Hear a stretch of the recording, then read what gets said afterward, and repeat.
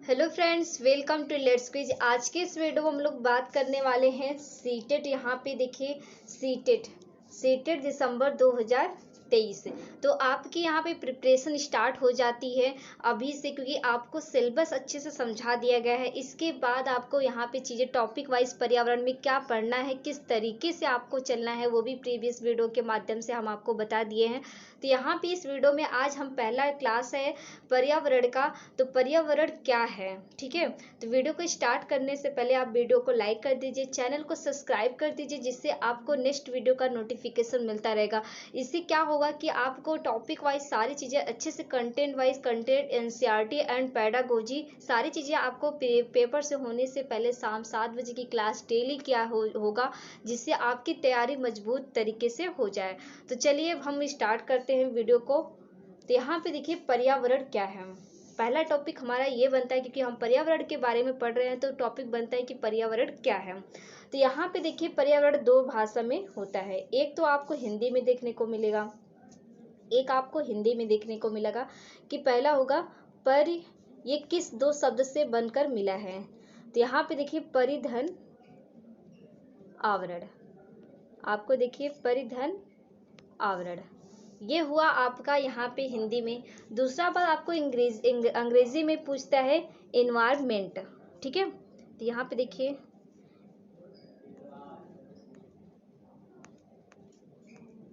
यहाँ पे देखिए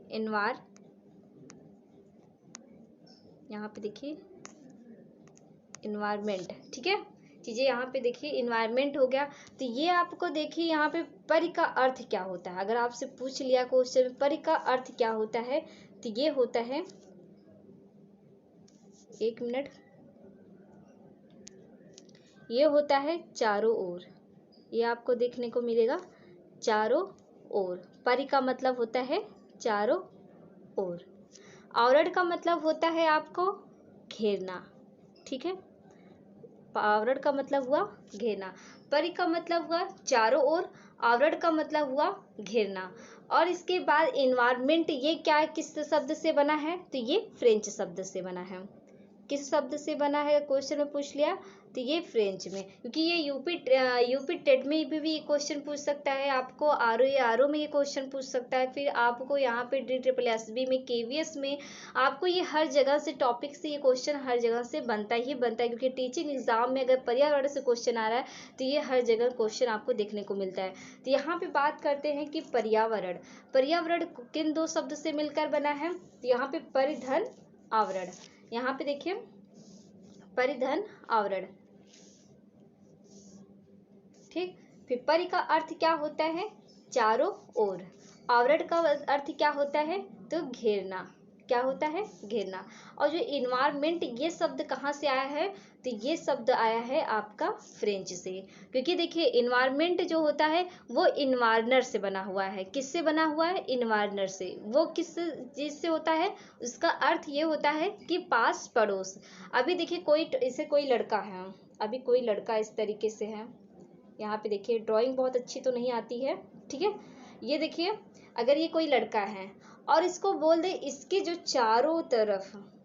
इसके चारों तरफ घेरे हुए हैं, उसको क्या कहते हैं, ये देखिए आवरण। ये इसको क्या कहते हैं, आवरण।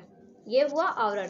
आप इसका मतलब आपके चारों ओर जो भी अर्थ हुआ, जो भी ये आपको घेरे हुए, आपको उसी को आवरण, यानी परिधन आवरण, यानी बराबर पर्यावरण। यानी आपका अर्थ क्या होता है, यहाँ पे देखिए इसका जो परिभाषा है, परिधन आवरण, यानी आपके चारों तरफ की जो चीजें हो, उसी को हम पर्यावरण शब्द से जानते हैं, ठीक है। तो आई होप आपको ये चीज़ें अच्छे से समझ में आ गया कि पर्यावरण किन दो शब्दों से मिलकर बना है।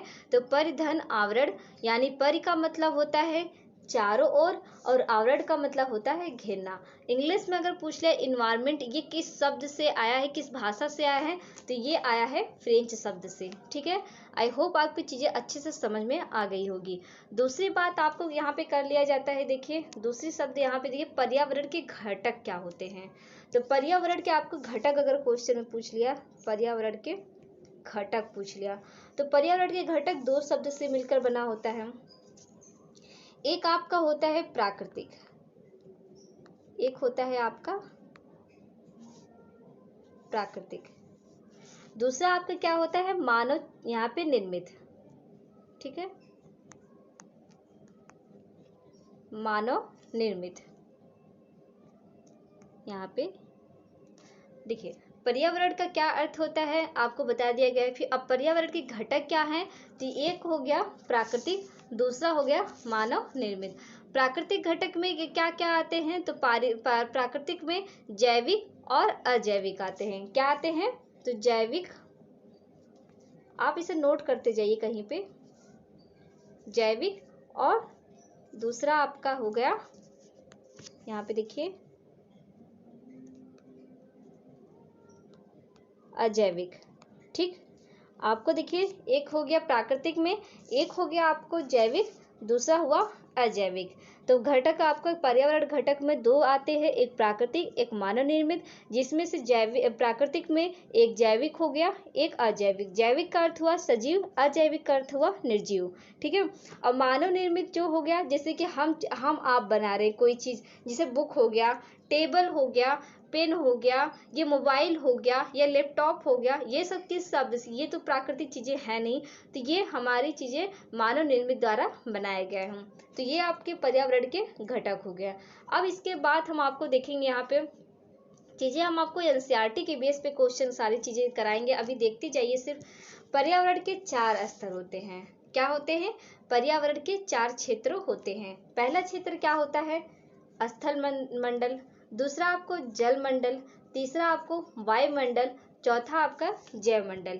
तो यहाँ पे देखिए पर्यावरण के 4 क्षेत्र होते हैं, जैसा कि आपकी स्क्रीन पे दिख रहा होगा। एक स्थल मंडल हो गया, जल मंडल हो गया, वायुमंडल हो गया, जैव मंडल हो गया। ठीक, इसके बाद आपको यहाँ पे देखिए स्थल मंडल में क्या क्या चीजें आती हैं। स्थल मंडल में जैसे कि हम आप हैं, ये हमारा स्थल मंडल है। स्थल मंडल जैसे सारी चीज जैविक अजैविक निर्जीव सजीव निर्जीव सारी चीजें आपको यहाँ पे स्थल मंडल में देखने को मिलती है। चीजें आपको हम दिखाते हैं। यहाँ पे देखिए ये आपका आया है सीधा पूरा एनसीईआरटी से, ये सारी चीजें हैं आपको देखने को मिलेगा।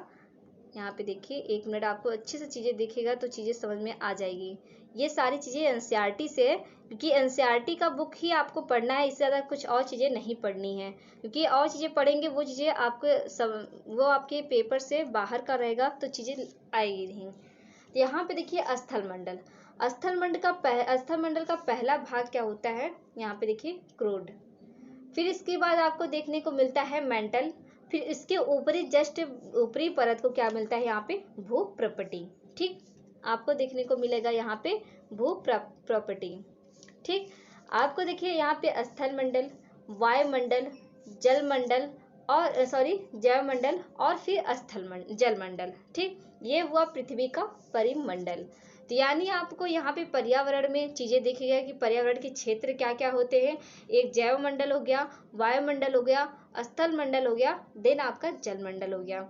यहाँ पे देखिए एनसीईआरटी में क्या चीजें लिखी हुई है कि हमारी गोल पृथ्वी के केंद्र को क्रोड कहते हैं, यानी जो पृथ्वी का जो यहाँ पे केंद्र होता है, ठीक है, तो उसी को हम क्या कहते हैं, क्रोड कहते हैं। दूसरा पॉइंट आपको क्या कह रहा है, जो क्रोड के ऊपरी परत को, ऊपरी जो ये ऊपरी परत है, क्रोड की जो ऊपरी परत को क्या कहते हैं, मेंटल कहते हैं। ठीक है, मेंटल। इसके बाद जो फिर अब मेंटल की जो ऊपरी परत जो होती है उसे क्या कहते हैं, तो उसे हम कहते हैं भू प्रॉपर्टी। क्या कहते हैं, भू प्रॉपर्टी। ठीक, तो यार शायद आपको अच्छे से, आई होप आपको अच्छे से चीजें समझ में आ गई। जो पृथ्वी का केंद्र होता है वो क्रोड हुआ, उसके जस्ट ऊपर का क्या हुआ, मेटल हुआ। इसके बाद जस्ट मेटल की जस्ट ऊपरी परत को क्या कहते हैं, भू प्रॉपर्टी कहते हैं। ये आपके स्थल मंडल में देखने को मिलेगा। अब इसके बाद आपको यहाँ पे स्थल मंडल में और चीजें क्या क्या देखने को मिलता है हम आपको यहाँ पे बताते हैं। ठीक, अगर आपसे पूछ लिया स्थल मंडल की डिफिनेशन क्या होती है, तो स्थल मंडल का डिफिनेशन यही होता है जो पृथ्वी का ठोस भाग होता है। क्या होता है, जो पृथ्वी का ठोस भाग हुआ वो हमारा स्थल मंडल कहलाता है। दूसरी बात आपको यहाँ पे दूसरी डिफिनेशन इस तरीके से कि ये हमारी पृथ्वी की ऊपरी परत, यानी जो पृथ्वी को अभी हम दिखाएं यहाँ पे, पहले पृथ्वी का केंद्र होता है, क्रोड होता है, फिर उसके क्रोड के ऊपर ऊपरी परत को मेंटल कहते हैं, मेंटल के जस्ट ऊपरी परत को भू प्रॉपर्टी कहते हैं। तो यानी उसी भू प्रपटी के जो ठोस भाग होते हैं उसी को हम स्थल मंडल कहते हैं। और यह हमारी पृथ्वी की ऊपरी परत में पाई जाने वाली जैसे चट्टान हो गया और मिट्टी से मिलकर बना होता है। किससे? चट्टान और मिट्टी से मिलकर बना होता है। जिसमें जिस तरीके जैसे आपको बता दें, जिसमें जीव के लिए उपयोगी पोषक तत्व पाए जाते हैं। जैसे स्थल मंडल के कितने भाग, मुख्य भाग होते हैं वो भी आपको हम बता देते हैं। तो इसके 2 भाग होते हैं। यहाँ पे आपको बता दें स्थल मंडल के 2 भाग होते हैं। आपको 2 भाग देखने को मिलेगा। कौन कौन से? एक तो आपको देखने को मिलेगा महाद्वीप। आपको क्या देखने को मिले? 1 मिनट। एक तो आपको देखने को मिलेगा महाद्वीप। दूसरा पॉइंट आपको देखने को मिलेगा यहाँ पे महासागर बेसिन का। क्या मिलेगा?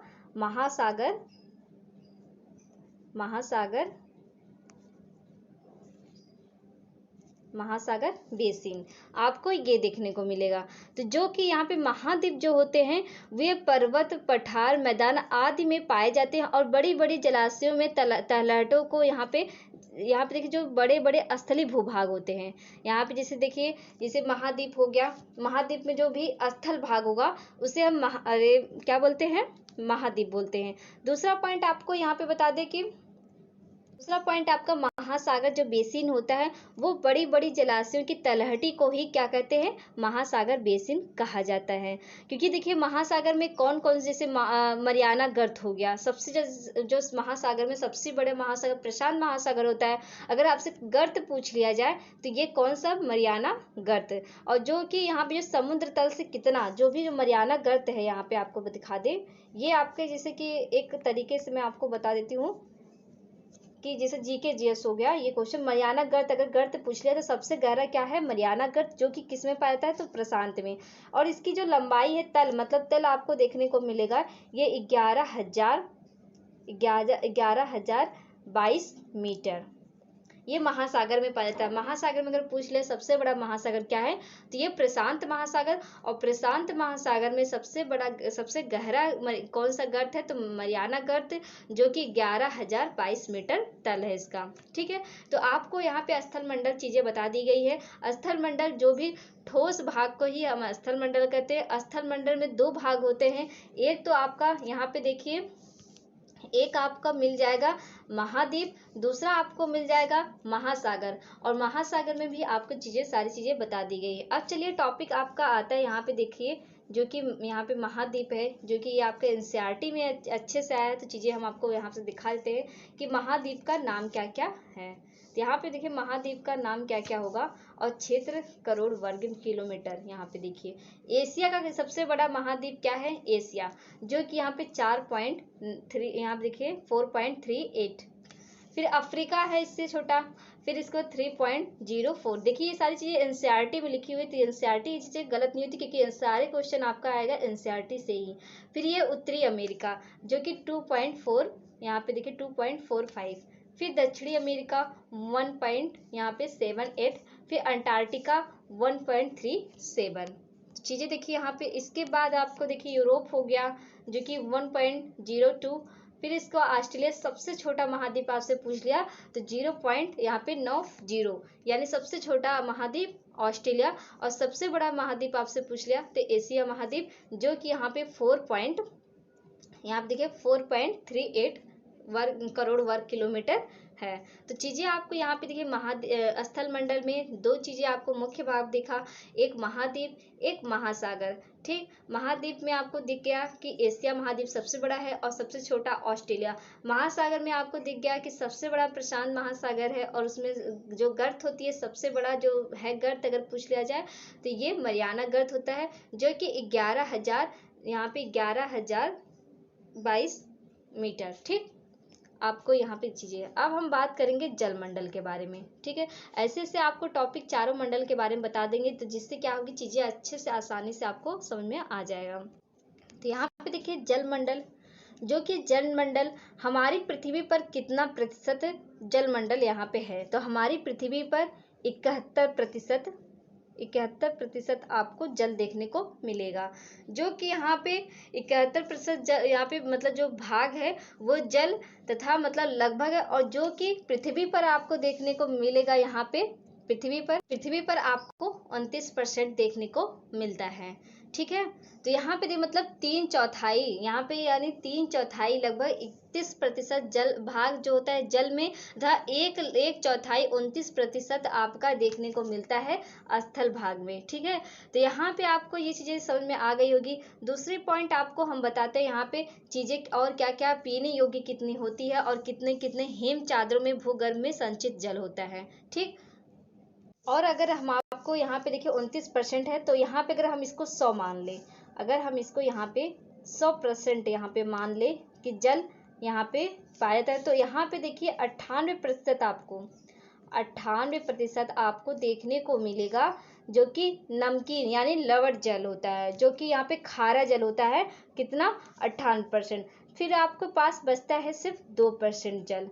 2% में से जिसमें से आपको 1.6 यहाँ पे 1.6 आपको यहाँ पे पर्वत पठारों यानी झरनों में देखने को मिलेगा, जो कि यहाँ पे हिम चादरों में मतलब भूगर्भ होता है। और पीने योग्य पानी आपको जो प्रतिशत जो होता है जो सिर्फ अलवण होता है, मतलब अखारा, मतलब खारा पानी नहीं होता, सिर्फ पीने योग्य होता है, जो मीठी पानी होती है वो आपको देखने को मिलेगा 0.03।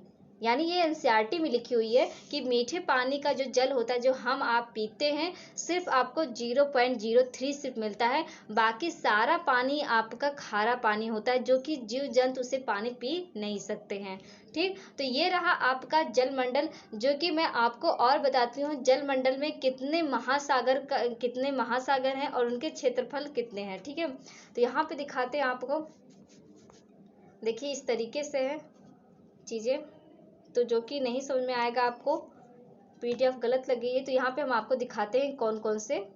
ठीक, 1 मिनट आपको हम दिखाते हैं। यहाँ पे देखिए पहला पॉइंट पे आएगा आपका प्रशांत महासागर, क्योंकि पीडीएफ गलत लग गई है तो इसलिए मैं आपको लिख के बता रही हूँ। यहाँ पे प्रशांत महासागर। दूसरा पॉइंट आपको देखने को मिलेगा यहाँ पे अंटार्कटिक महासागर। क्या मिलेगा? अंटार्कटिक महासागर। तीसरा पॉइंट आपको देखने को मिलेगा यहाँ पे हिंद महासागर। क्या? हिंद महासागर। चौथा पॉइंट आपको देखने को मिलेगा आर्कटिक महासागर। आर्कटिक महासागर। पांचवा पॉइंट आपको देखने को मिलेगा यहाँ पे दक्षिणी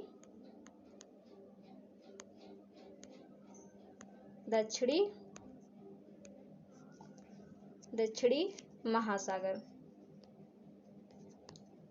ठीक, तो यानी प्रशांत महासागर, अंटार्कटिक महासागर, हिंद महासागर, आर्कटिक महासागर और दक्षिणी महासागर। आपको 5 यहाँ पे जलमंडल में 5 महासागर मिलेंगे, जो कि ये आपको क्षेत्रफल में 16.5। दूसरा आपको देखने को मिलेगा यहाँ पे 8.2। तीसरा आपको देखने को मिलेगा यहाँ पे 7.3, जो कि क्षेत्रफल में इतने करोड़ वर्ग किलोमीटर में फैला हुआ है। चौथा पॉइंट आपको देखने को मिलेगा 1.4। पांचवा पॉइंट आपको देखने को मिलेगा 0.2। तो आपको पता चल ही गया होगा कि सबसे बड़ा महासागर क्या है? प्रशांत महासागर। और सबसे छोटा महासागर क्या है? दक्षिणी महासागर है। ठीक, तो ये हुआ आपका जलमंडल जो कि चीजें हैं। तो आई होप आपको चीजें अच्छे से समझ में आ गई होगी। अब हम आपको दिखाते हैं यहाँ पे वायुमंडल।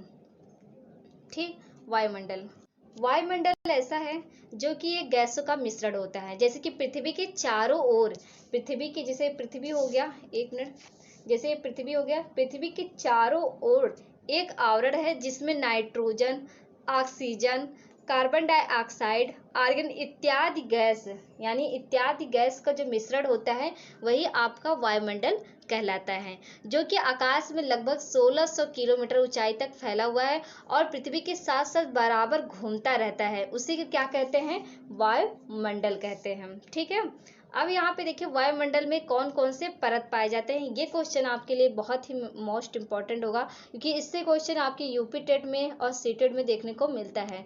एक तो आपको देखने को मिलेगा यहाँ पे देखिए, सबसे पहले आपको देखने को मिलेगा क्षोभ मंडल। तो सबसे पहले आपको यहाँ पे क्षोभ मंडल देखने को मिलेगा, जो कि ऊपरी वायुमंडल का सबसे पहला परत होता है क्षोभ मंडल। और क्षोभ मंडल में आपको देखने को मिलेगा यहाँ पे कि क्षोभ मंडल का क्या होता है, यहाँ पे आपको देखने को मिलेगा प्लेन। अगर पूछ लिया क्वेश्चन में कि प्लेन कौन से परत मतलब वायुमंडल के कौन से परत में उड़ाया जाता है, तो ये क्षोभ मंडल में उड़ाया जाता है। यहाँ पे देखिए आकस्मिक घटनाएं भी होती रहती हैं, जैसे कि बिजली का चमकना, ये सब कुछ। दूसरा पॉइंट आपका ये तो हुआ रहा आपका पहला पॉइंट। दूसरा पॉइंट आपका यहाँ पे देखने को मिला समताप मंडल, जिसमें समताप मंडल ये होता है जिसमें आपके यहाँ पे उल्का उल्का पिंड ये सब कुछ यहाँ पे सप्ताह मंडल में आके समाप्त हो जाता है, क्षोभ मंडल में ये नहीं आता है। तीसरा पॉइंट आपका देखने को मिलता है मध्य मंडल, जिसमें हम देखिए यहाँ पे ये हुआ मध्य मंडल, ये सबसे गर्म मंडल होता है आपका। फिर तीसरा पॉइंट आपको देखने को मिलता है आयन मंडल। यहाँ पे देखिए चौथा, यहाँ पे देखिए ये चौथा पॉइंट हुआ ये आयन मंडल। पांचवा पॉइंट ये क्या हुआ, ये हुआ बहिर्मंडल। ठीक है, तो यानी आपको 5 यहाँ पे मंडल देखने को मिलता है, जो कि वायुमंडल में एक क्षोभ मंडल हो गया, समताप मंडल हो गया, मध्य मंडल हो गया, आयन मंडल हो गया तथा बहिर्मंडल आपको देखने को मिला। यानी 5 वायुमंडल यहाँ पे वायुमंडल के परत होते हैं। यहाँ पे वायुमंडल में मुख्यतः 2 गैस पाई जाती हैं। मुख्यतः एक तो हो गया आपका नाइट्रोजन, आपका एक गैस हो गया नाइट्रोजन, जो कि कितना 78%, कितना 78%। दूसरा क्या हुआ ऑक्सीजन, आपका यहाँ पे देखिए ऑक्सीजन क्वेश्चन पूछता रहता है, तो ऑक्सीजन आपको देखने को कितना मिलेगा, तो ये हुआ 21%। यानी आपके वायुमंडल में 2 मुख्यतः गैस पाए जाते हैं, ज़्यादा करके नाइट्रोजन 78% और ऑक्सीजन आपको 21% देखने को मिलेगा। जो कि अन्य गैस होते हैं वो आपके 1% में आ जाते हैं, जैसे कि एग्जाम्पल में कार्बन डाइऑक्साइड, आर्गन, ये सब आपके क्या 1% में आ जाते हैं। तो ये रहा आपका वायुमंडल, जो कि अच्छे से मैंने आपको बता दिया है, इससे ज़्यादा क्वेश्चन और नहीं पूछता है। ये रहा आपका जैवमंडल। अगर क्वेश्चन में पूछ लिया जैवमंडल, तो यहाँ पे आपको हम बता दें, जैसे कि स्थल मंडल, स्थल मंडल, स्थल मंडल हो गया आपका। दूसरा आपका यहाँ पे देखिए जलमंडल, दूसरा आपका देखिए यहाँ पे जलमंडल। तीसरा आपको देखने को मिला यहाँ पे वायुमंडल, जो कि मैंने बहुत अच्छे से आपको समझा दिया है कि क्या क्या चीज़ें होती हैं, एग्जाम्पल में किस तरीके से क्वेश्चन आता है। तो यहाँ पे देखिए स्थल मंडल, जल मंडल और वायुमंडल। ठीक, तो 3 चीज़ आपको यहाँ पे देखने को मिला। तो यही जो 3 प्रकार के जो मंडल होते हैं उसी को क्या कहते हैं, उसी को हम कहते हैं जैव मंडल। उसी को हम क्या, जिसमें हम आप सभी प्रकार की चीज़ें वायुमंडल, स्थल मंडल, जल मंडल, सब प्रकार की चीज़ें आ जाती हैं, उसी को हम यहाँ पे जैव मंडल कहते हैं। जैसे एग्जाम्पल में हम आपको बता दें कि यहाँ पे जो भी यहाँ विभिन्न प्रकार के जीव जंतु एवं पेड़ पौधे पाए जाते हैं, या फिर क्षेत्र धरातल के कुछ ऊपर तथा कुछ नीचे जल एवं वायु में फैला होता है, इस सीमित क्षेत्र को क्या कहते हैं, इस सीमित क्षेत्र को हम कहते हैं जैव मंडल। तो जैव मंडल में ये प्रकार की चीज़ें पाई जाती हैं, जो कि मैंने अच्छे से आपको एक्सप्लेन कर दिया है। तो यहाँ पे चीज़ें जो स्थल मंडल में हो, जो जल मंडल में हो, जो वायुमंडल में हो, वो सारी चीज़ें आपके मिलाकर ही जैव मंडल कहलाता है। तो सबसे बड़ा मंडल आपसे पूछ लिया जाए तो सबसे बड़ा मंडल आपका यही होता है जैव मंडल, क्योंकि बहुत सारे से कंफ्यूज होते हैं कि स्थल मंडल सबसे बड़ा मंडल होता है, ऐसा कुछ नहीं है। ये तीनों प्रकार के अगर एग्जाम्पल में पूछ लिया, अगर ऑप्शन में 4 प्रकार के मंडल पूछे हैं, तो सब आप इस पे टिक लगाइएगा जैव मंडल पे। ठीक, तो अब हम चलते, यहाँ पे आप अच्छे से समझ में गए होंगे कि पर्यावरण क्या होता है, पर्यावरण के घटक क्या होते हैं, पर्यावरण के क्षेत्र क्या होते हैं, इसके बाद उनकी क्या 4 क्षेत्र हैं, उनको अच्छे से एक्सप्लेन कर दिया गया, चीज़ें अच्छे समझ में आ गया होगा। अब हम चलते यहाँ पे आपको दिखाते हैं, जो कि स्टार्ट होता है यहाँ पे पारिस्थितिकी। ये टॉपिक हम आपको पारिस्थितिकी जो टॉपिक है, ये टॉपिक हम आपको कल बताएंगे, अच्छे से एक्सप्लेन करके बताएंगे कि किस तरीके से क्वेश्चन में बनता है और इसके एग्जाम्पल क्या होते हैं, इसके घटक क्या होते हैं और कौन कौन सी चीज़ें इसमें आते हैं। ठीक है, तो ये हम नेक्स्ट वीडियो में आपको बताएंगे अच्छे से एक्सप्लेन करके। आप मेरे चैनल के साथ ऐसे जुड़े रहें, आपको टॉपिक वाइज सारी चीज़ें एनसीईआरटी कंप्लीट करा दिया जाएगा पेपर से पहले, जो कि यहाँ पे दिसंबर में एग्जाम हुआ। इससे पहले देखिए मैंने जो 20 अगस्त का एग्जाम हुआ था उसमें मैंने बहुत से अच्छे टॉपिक जो सीटेट में पूछे जाते हैं वही टॉपिक मैंने सिर्फ कराया था, जो कि बहुत सारे बच्चों का कमेंट भी आया था कि मैम आपकी क्लास से बहुत सारे क्वेश्चन फंसे हुए थे। तो इसलिए मैं बताती हूँ आप मेरे चैनल से जुड़े, आपको यहाँ पे जो सीटेट का इन्वायरमेंट मतलब ईवीएस का पोर्शन होता है वो मेरे चैनल से अच्छे आपको कंप्लीट करा दिया जाएगा। ठीक है, तो मिलते हैं हम लोग नेक्स्ट वीडियो के साथ। वीडियो अगर पसंद आए तो प्लीज़ लाइक एंड सब्सक्राइब कर दीजिएगा। Thank you for watch video.